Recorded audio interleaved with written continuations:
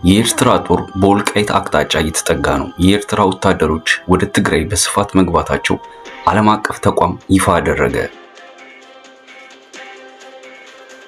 ሻዕቢያና ህወሓት ጦራቸውን በተለያዩ አቅጣጫዎች ወደ ውጊያ ግንባሮች እያስጠጉ መሆኑን ክሪቲካል ትሪት የተሰኘ የግጭት ሁኔታዎች የሚተነትን ተቋም አስታውቋል።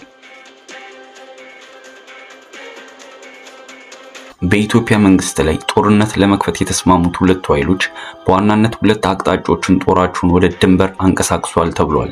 ህወሓት ወደ አማራና አፋር አዋሳኝ አካባቢዎች ኃይሉን አስጠግቷል።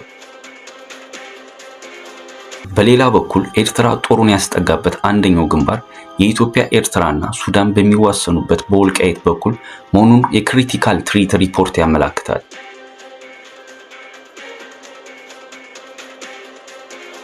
የኢሳያስ አፈወርቂ አስተዳደር በወልቃይት በኩል ከተከዜ በቅርብ ርቀት ላይ መስፈሩን የተቋሙ ሪፖርት ያመለከተ ሲሆን በዚያው አቅራቢያ የህወሓት አርሚ ታንክ ጭምር ታጥቆ ሽሬ ላይ በተጠንቀቅ ቆሟል።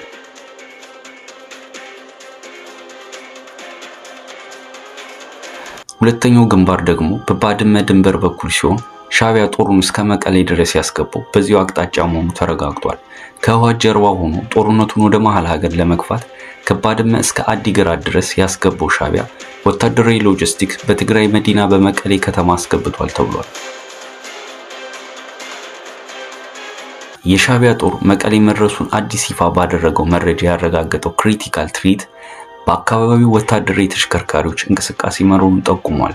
ህወሓት ወደ አማራና አፋር አዋሳኝ አካባቢዎች ያለ የሌለ ኃይሉን ሰብስቦ ሲያስጠጋ ሻዕቢያ ከጀርባ በታንክ የታጀበ ጦር ከባድመ እስከ አዲግራት እያስገባ ነው ተብሏል። በተመሳሳይ በኢትዮጵያ መንግስት በኩል ከፍተኛ ወታደራዊ እንቅስቃሴ ወደ ትግራይ ክልል አዋሳኝ አካባቢዎች እየገባ መሆኑን ተቋሙ ጠቁሟል።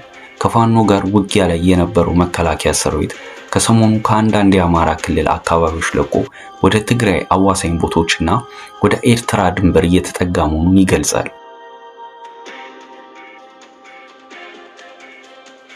በአንድ ጎራ በተሰለፉት ሻዕቢያና ህወሓት በኩል የጦርነት ዝግጅቱ እየተደረገ ያለው በኢትዮጵያ ግዛት ውስጥ መሆኑን ሪፖርቱ አመላክቷል።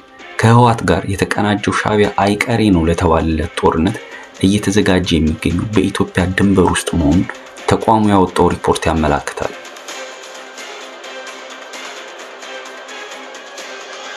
ውድ የአፍሪሲኒያ ተመልካቾቻችን አብረን ብዙ ተጉዘናል። እናንተም ቪዲዮዎቻችን እየተመለከታችሁ እኛም ደግሞ እያዘጋጀናቸው ከአፍሪሲኒያ ጋር ብዙ ሄደናል።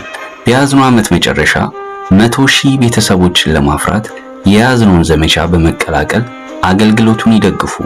ሰብስክራይብ በማድረግና የደወሏን ምልክት በማብራት ለእናንተ ምንም አይነት የገንዘብ የጉልበትና የጊዜ ወጪ የማይጠይቅ ሲሆን ለኛ ግን ከፍተኛ ጥራት ያላቸውን ዝግጅቶች ወደ እናንተ እንድናደርስ ይረዳናል። አሁኑኑ ሰብስክራይብ በማድረግ ይተባበሩን። እናመሰግናለን።